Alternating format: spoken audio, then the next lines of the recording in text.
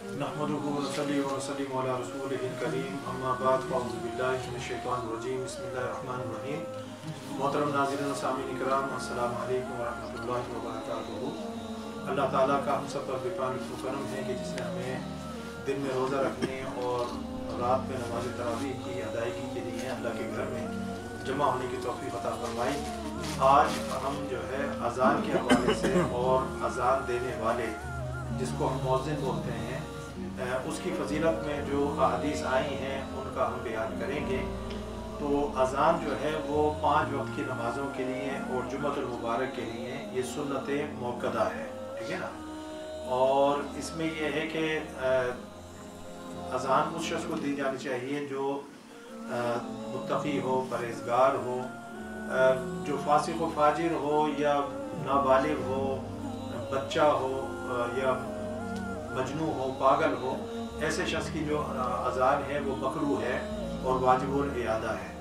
तो इसलिए समझदार आदमी को और जो ज़ाहिरी तहारत और पाकीज़गी के मसाइल जो समझता हो ऐसे शख्स को, और जो तक़वा और तहारत में अच्छा हो ऐसे शख्स को जो है अज़ान देनी चाहिए। कुरान पाक में अल्लाह रब्बुल इज़्ज़त ने इरशाद फरमाया सूरा अल-माइदा के अंदर, वइज़ा नादैतुम इला सलाति तख़ज़ूहा हुज़ुवन व लाइबा ज़ालिका बिअन्नहुम क़ौमुन ला याक़िलून। और जब तुम नमाज के लिए पुकारते हो, यानी लोगों को जब बसूरत अज़ान नमाज के लिए पुकारते हो तो ये लोग इसे हंसी और खेल बना लेते हैं। यानी कि जो मुनाफिकीन थे और दीगर जो लोग थे, मुसलमानों की बात नहीं हो रही, वो इसे हंसी मजाक और खेल बना लेते हैं।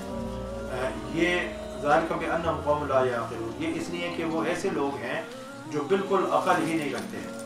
तो अल्लाह रब्बुल इज़्ज़त ने इस आयत करीमा में जो है अज़ान का वइज़ा नादैतुम इला सलात, नमाज के लिए पुकारना इसी को अज़ान बोलते हैं, ठीक है ना।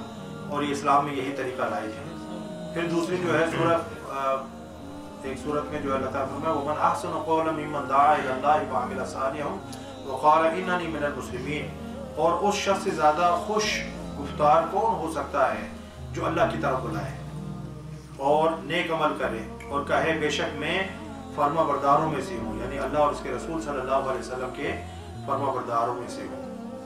फिर जो है सूरह जुमा के अंदर आयत है या अय्युहल्लज़ीना आमनू इज़ा नूदिया लिस्सलाति मिन यौमिल जुमुअति फस्अऊ इला ज़िक्रिल्लाहि व ज़रुल बैय ज़ालिकुम खैरुल लकुम इन कुंतुम तअलमून।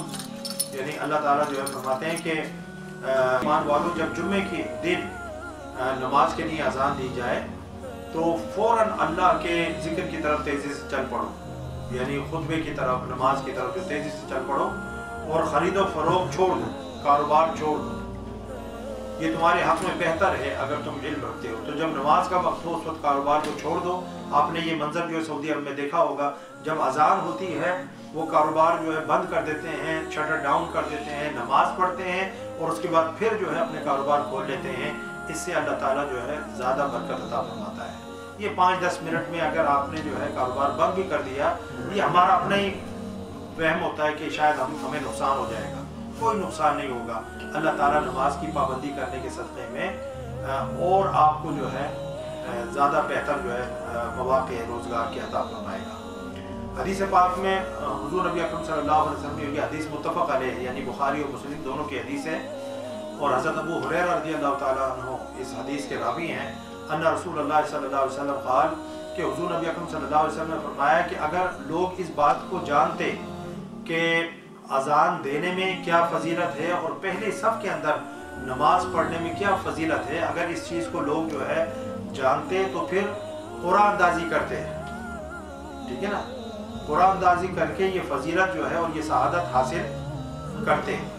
यानी अगर कुरानदाजी भी करनी पड़ती तो कुरानदाजी करके इस फजीलत को हासिल करते हैं कि पहले सफ़ में बैठने का क्या अजर व सवाब है और अज़ान देने का क्या अजर व सवाब है। अगर इस फजीलत से आगाह होते तो फिर लड़ते, कुरानदाजी करते। और एक हदीस में है कि यानी कि तलवार निकाल लेते, यहाँ तक कि अगर तलवार चलाने की भी नौबत आती तो वो तलवार चला के वो कहते हैं कि ये मैं पहली सफ़ में मैं बैठूँगा। और आज वो दौर आ गया है कि अगर किसी यानी कि अल्लाह के फजल करम से पहले आ भी जाए तो पहली सफ़ में नहीं बैठते, पहली सफ़ खाली होती है, पीछे कहीं जो गुट लगा कर बैठेंगे ताकि जो है वो पहली सफ़ की जो फजीलत है और उसकी बरकत है उससे जो है पक्के महरूम रहे।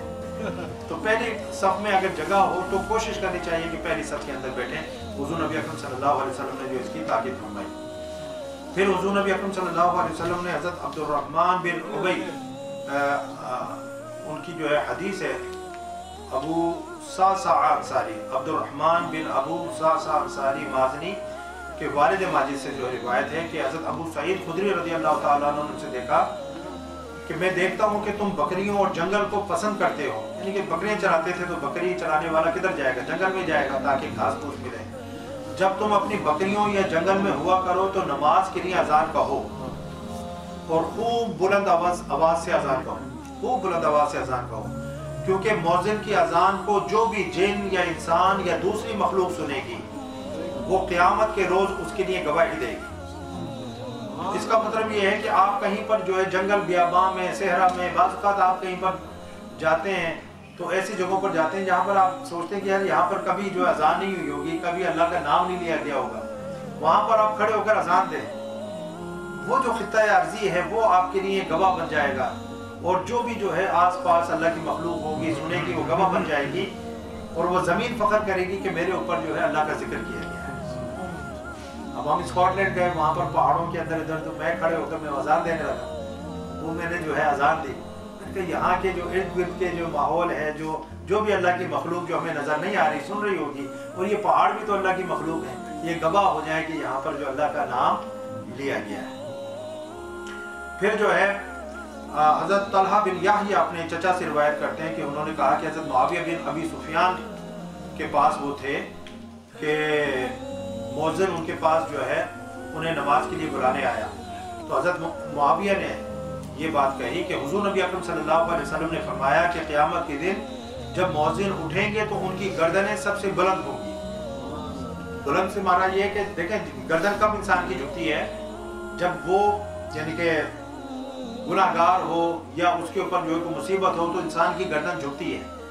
تو مؤذن جو ہوگا وہ اللہ تعالیٰ اس کو یہ اعزاز عطا فرمائے گا اذان دینے کی برکت سے کہ اس کی گردن جھکے گی نہیں. اذان دینے والے کی گردن جھکے گی نہیں، اس کی گردن بلند ہوگی. اور اللہ تعالیٰ جو ہے ایک حدیث کے مطابق اللہ تعالیٰ یعنی کہ 3 اشخاص ایسے ہیں جن کو اللہ تعالیٰ جو ہے کستوری کے ٹیلوں پر، مشک کے ٹیلوں پر جو ہے وہ جگہ عطا فرمائے گا. ایک تو وہ غلام جو اپنے آقا کی بھی خدمت بجا لایا اور اللہ کی خدمت بھی بجا لایا، دونوں طرف اس نے فرائض پورے ادا کیے. دوسرا جو ہے وہ مؤذن جو 5 وقت کی اذان دیتا ہو، اور تیسرا وہ امام جس سے اس کے مقتدی جو ہے راضی ہوں. اور یہ کام بڑا مشکل ہے یہ تیسرا کام جو ہے مشکل ہے کہ امام سے اس کے مقتدی راضی ہوں. آپ اس سے راضی ہیں یا نہیں؟ بالکل تو ایسا امام جس سے اس کے مقتدی راضی ہوں، اللہ تعالیٰ یعنی کہ قیامت کے دن اونچے ٹیلوں پر جو ہے اور یعنی کہ لوگ رش کر رہے ہوں گے، ایسا مقام جو ہے ان کو عطا فرمائے گا.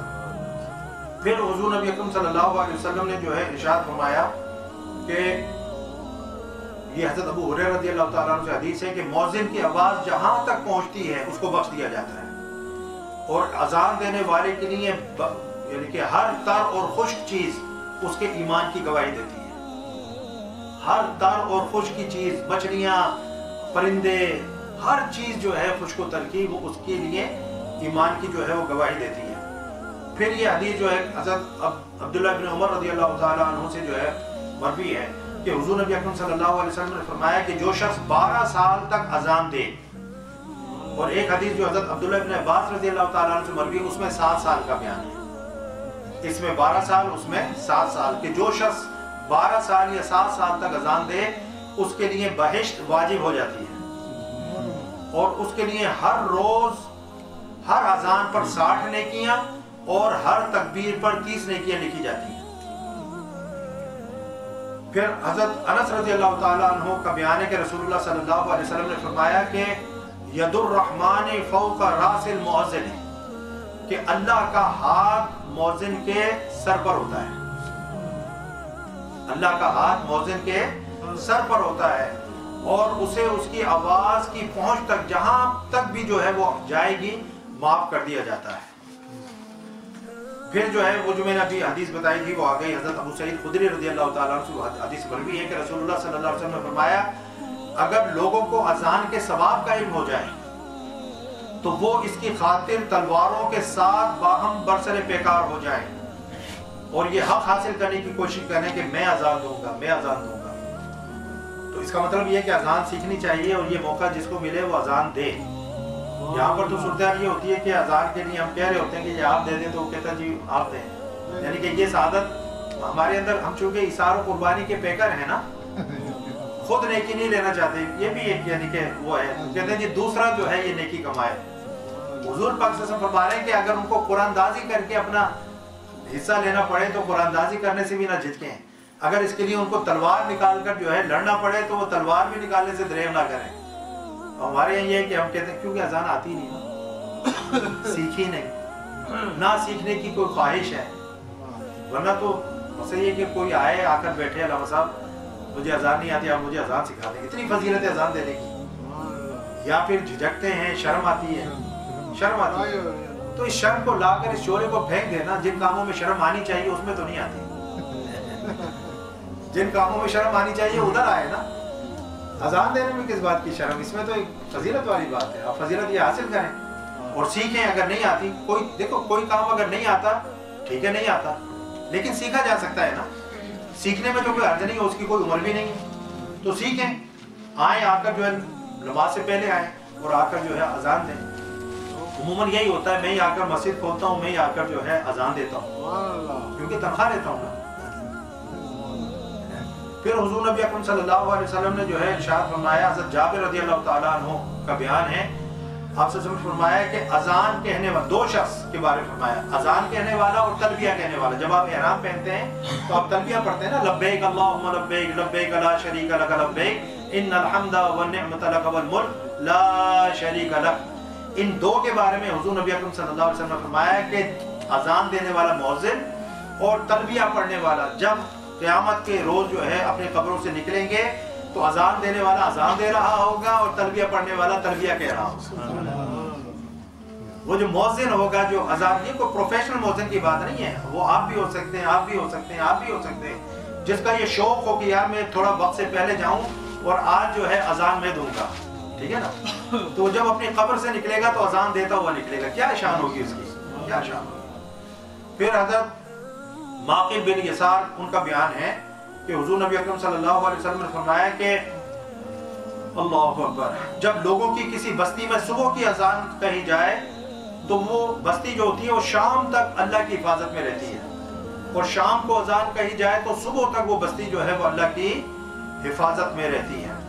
تو جو مسلمانوں کی بستیاں ہیں وہاں پر اذان جو ہے صبح شام کہی جانی چاہیے تاکہ وہ بستیاں جو ہے اللہ کی حفاظت میں رہیں۔ تو یہ ساری باتیں بیان کرنے کا مقصد یہ ہے کہ آپ کے اندر اذان دینے کا شوق پیدا ہو، یہ شرم والی بات نہیں ہے، یہ ایک جو ہے خیر والی بات ہے، برکت والی بات ہے، عزت والی بات ہے، سعادت والی بات ہے۔ اگر کوئی جھجک ہے، جھجک ہوتی ہے، تو اس جھجک کو آپ پریکٹس کے ذریعے سے دور کر سکتے ہیں۔ مقصد آئیں، آ کر جو ہے اذان دیتے رہیں گے، جھجک جو ہے وہ ختم ہو جائے گی، ٹھیک ہے نا۔ تو میں امید کرتا ہوں کہ آپ تمام جو ہے احباب اس میں کوشش کریں کہ جن کو اذان آتی ہے وہ وقت سے پہلے آئیں اور اذان دینے کی جو ہے وہ کوشش کریں۔ اللہ تعالیٰ اس اذان کی برکت سے، اب دیکھیں ہمارے اقبال چشتی صاحب اذان دیتے ہیں تو ماشاءاللہ جو ہے یہ خود اپنے ذوق سے، اپنے شوق سے اذان دیتے ہیں، اور ایسے تقریباً ہر مسجد کے اندر سلسلہ ہوتا ہے۔ تو یہ ہونا چاہیے، نیکی کے اندر ایک دوسرے سے سبقت لے جانے کی کوشش کرنی چاہیے اور یہ سعادت حاصل کرنے کی کوشش کرنی چاہیے۔ اللہ تعالیٰ ہم سب پر کرم فرمائے اور ہم سب کو جو ہے اذان دینے کی سعادت عطا فرمائے۔ وما علیہ الا البلاغ۔ السلام علیکم ورحمۃ اللہ وبرکاتہ۔